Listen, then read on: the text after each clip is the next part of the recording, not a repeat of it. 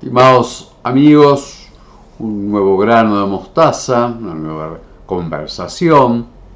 Y voy a volver sobre el sínodo de la sinodalidad, que parece un poco redundante, que está aconteciendo en Roma, que se preparó con unas grandes consultas, casi de 2 años, y que continuará todavía el año próximo. Probablemente a muchos no les llame la atención, otros leen cosas, algunos han participado mínimamente en este trayecto. Por un lado parece medio, se llama tautológico, que repite lo mismo, sínodo sobre la sinodalidad, y se ha inflado esto de la sinodalidad, es la consulta, la participación.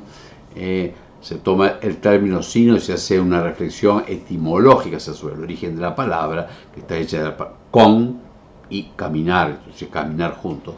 De verdad, históricamente se ha llamado sínodos en la Iglesia a reuniones, también pareció concilios, a veces unos y otros términos se refieren a lo mismo, y reuniones de obispos para cosas de la Iglesia, sobre todo de la fe y también de la disciplina y de la renovación de la Iglesia. Y siempre se toma como modelo el llamado Concilio de Jerusalén, o sea, la reunión de los apóstoles, con también otros miembros de la Iglesia de Jerusalén y misioneros, como Pablo y Bernabé, por un primer gran remesón que tuvo la Iglesia, cuando empiezan, los primeros cristianos son todos judíos y siguen observando la ley de Moisés, las leyes de purificación, de alimentos, incluso de su subida ritual al templo si estaban en Jerusalén, como igual lo haría posteriormente también San Pablo. Pero luego vienen gentiles, o sea, no judíos. Entonces la pregunta es, bueno, uno es la fe en Cristo y los sacramentos, y todo el cumplimiento que teníamos religioso, observante, los judíos, de la ley, de la prohibición de alimentos, de otras costumbres, aún de fiestas, ¿qué hacemos con ellos? ¿Los obligamos a los a los judíos, a los cristianos no judíos a cumplir todo esto? No. Bueno, y se discuten, hay posturas, y se toman resoluciones, algunas más definitivas y otras para ese momento que incluso después van a ser cambiadas porque forma parte del gobierno de la Iglesia. Ese es un poco el modelo.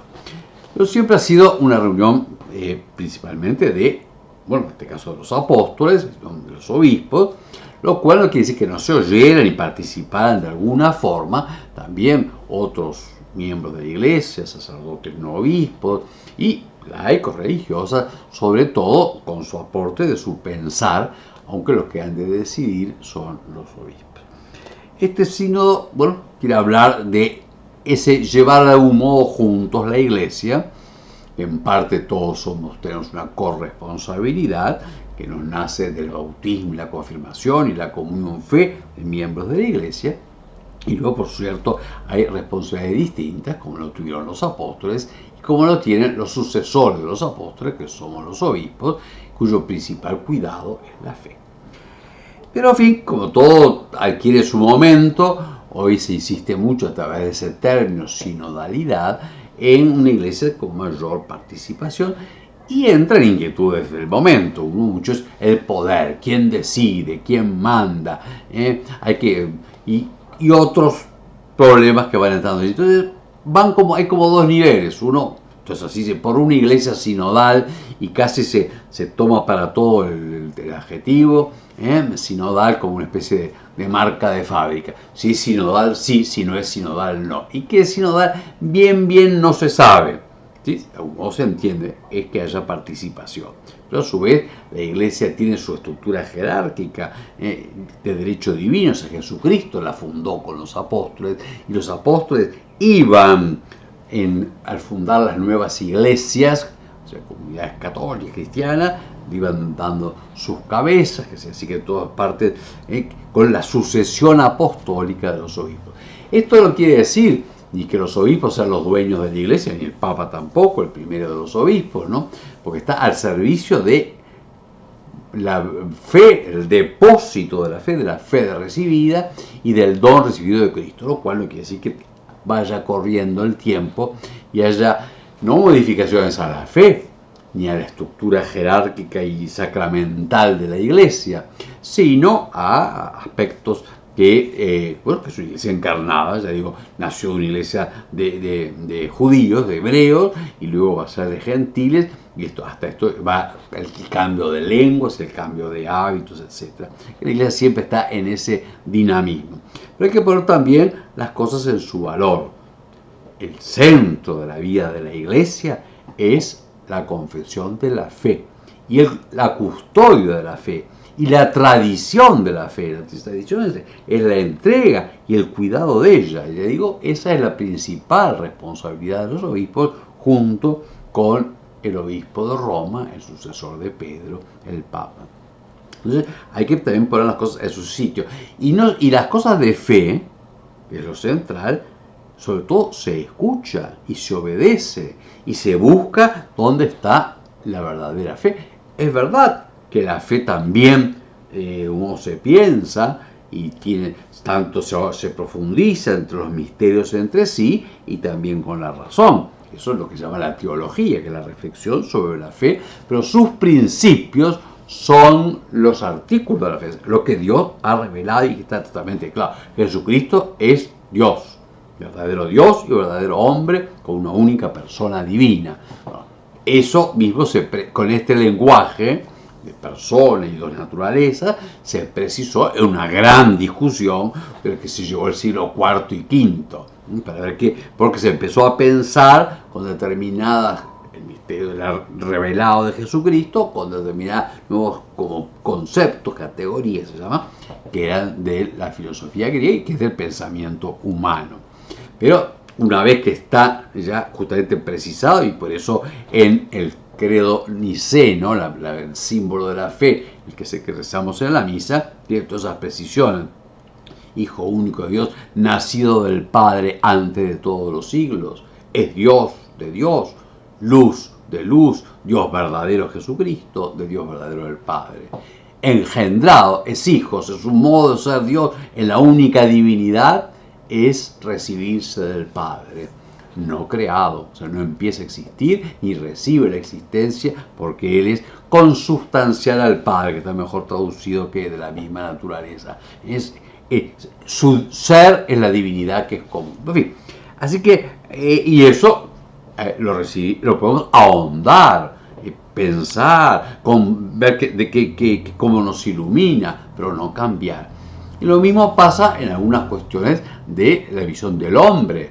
El hombre es capaz de la verdad, el hombre es creado a imagen de Dios, el hombre está llamado a la eternidad, el hombre está hecho para la santidad, alma y cuerpo, el hombre es hecho varón y mujer, en fin, toda una serie de realidades del hombre que están en la fe y que no son para que las discutamos en el sentido de decir sí o no, porque la fe llega por el oído y queremos tener la misma fe católica y apostólica. En ese sentido, el sínodo no debe innovar.